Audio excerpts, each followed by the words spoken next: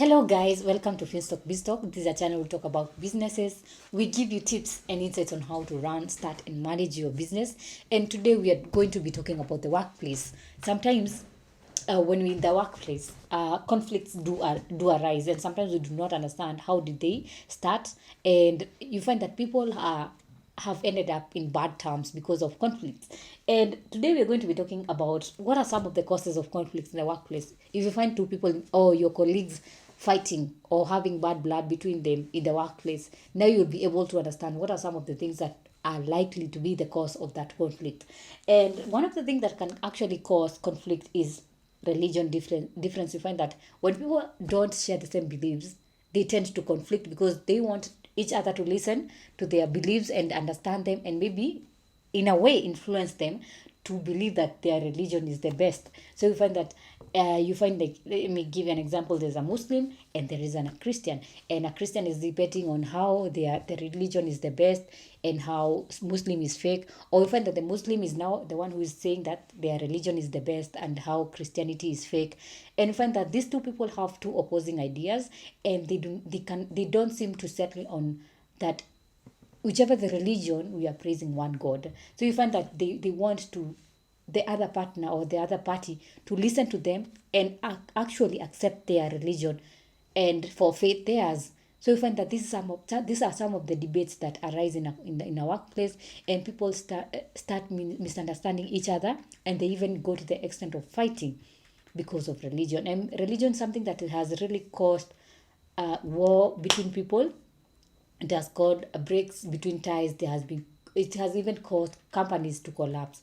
And so you find that one of the causes of conflict in the workplace is religion difference. And then number two is poor communication skills. So you find that maybe someone really communicated a message and maybe they did not communicate all the message. So you find that they communicated half of the message, and when someone interprets that half of the message, they will not get things done, or maybe they will interpret it in their own way. And this poor communication, you find that is something that is causing fight or a tug of war between people. So you find that maybe there was misinformation, or maybe the information was not really there. So poor communication skills is something that is really affecting or really causes conflicts in the workplace. So you find that maybe, let's say, a colleague was supposed to file a paper, and the boss or the CEO of the company sent the secretary to ask for the paper to be filed, and then the secretary did not convey that information. So find that the leader or the boss went to the worker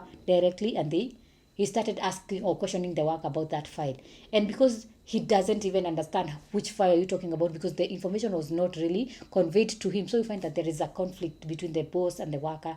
And then when the secretary gets involved, it becomes also a conflict because he or she did not communicate the message the right way or at the right time. So you find that poor communication skills is something that has really affected the workplace and has really caused a lot of conflicts in the workplace. And then number three is undefined roles and responsibility. So you find that someone doesn't do a part of a task because they say that it doesn't fall in their job specification, because actually that person doesn't have a good job. The job description has not been set, so they are limiting themselves to the work that they are doing because it doesn't really fall in their work description.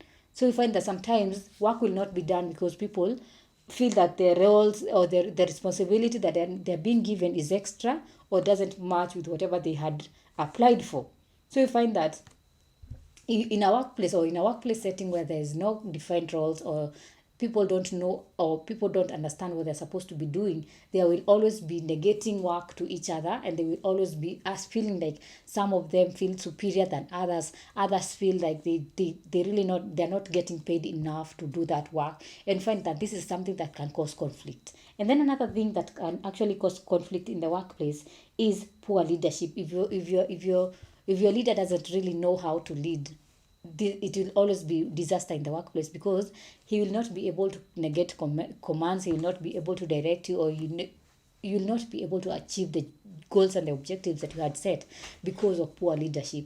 And you find that if there is a poor leadership in the workplace, people will not be doing tasks according to like how they are supposed to do, because there is no flow of authority. So you find that poor leadership is one of the things that actually causes conflict in the workplace. And then another thing that causes conflict in the workplace is unhealthy competition. What do we mean by unhealthy competition? This is competition where you even go to the extent of harming your partner or your colleague in order to get a profit, or maybe to get something, or maybe to get something done.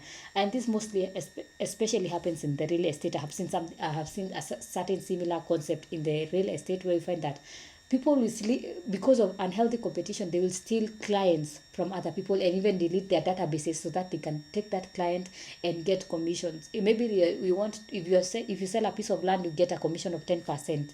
And you know your workmate has a colleague who is coming to visit on Saturday. So you steal that client and even delete the databases of your workmate so that you can take that client and get that commission to yourself. And yet you had not even gone far. You are not the one who had convinced that client to come and buy a plot of land. So this unhealthy competition really causes stir-ups in the company, and you find that people are fighting because maybe someone came and deleted their numbers, or maybe someone came and deleted the files, or maybe he misplaced those files so that person cannot get commission.